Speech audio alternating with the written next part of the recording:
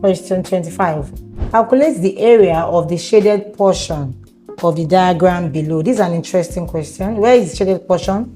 The shaded portion is the space in between the two rectangles. Okay? So, to calculate the area of the shaded portion, you have to calculate the area of the bigger rectangle and the area of the smaller rectangle. Then you take away the area of the smaller rectangle from the area of the bigger rectangle. Okay? So, area of the shaded portion, area of the shaded portion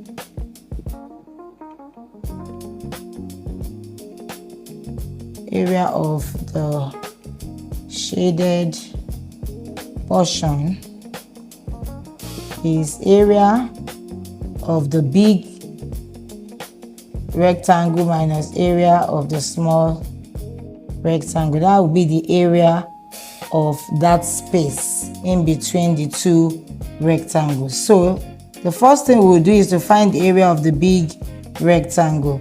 What is the formula for finding the area of a rectangle? You have length times breadth. What is the length? 30 centimeters. Then the breadth is 12 centimeters. 3 times 12 is 36. Then you add your 0 because we have 3 tens in 30. Area of the small rectangle is length times breadth. That is 10 times 8. 10 centimeters times 8 centimeters will give you 80 centimeters squared. Remember your units. So the area of the shaded portion as area of the big rectangle minus area of the small rectangle will be 360 centimeters squared minus 80 centimeters squared. That will be 360 minus 80 will give you what? 16 minus 8 is 8. We are left with 2 here. You bring it down because 2 minus 0 is 2.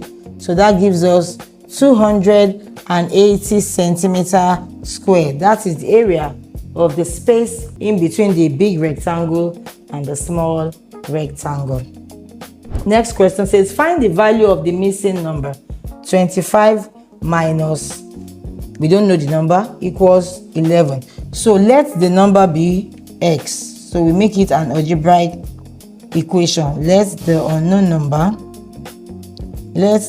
number be x or y or whatever letter you like. So we have 25 minus x equals 11. Okay, this looks like a similar question we have solved earlier. So you bring your x to the other side. That will be 25 equals x plus 11. Remember, when minus comes to the other side of this equation, okay, minus will turn to plus. I've explained it because you are adding x to both sides. So 25 equals x plus 11. Then you bring x plus 11 to the left hand side. I said earlier that your unknown should be on your left hand side. Then you bring the other one to the right hand side. Okay, so subtract 11 from both sides. You'll be left with x here, and here becomes 25 minus 11. What is 25 minus 11? 5 minus 1 is 4, and 2 minus 1 is 1. Okay, so let's quickly cross check our work. 25 minus 11 equals x. So that gives us 14. Next question. Calculate the circumference of a circle whose diameter is 42 centimeters. Calculate the circumference of a circle whose diameter is 42 centimeters. What is the formula for calculating the circumference of a circle? Okay, the formula for calculating the circumference of a circle is what? 2 pi r. Okay, 2 pi r. All right, how did you get 2 pi r? That's for another day. Okay, so let's continue.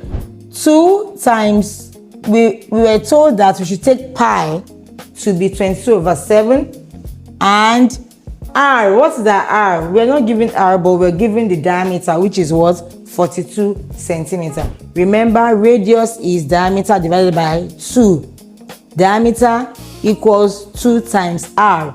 while r is d over 2. So if you divide this by 2, you are going to get what? 21 centimeters. Is that taken?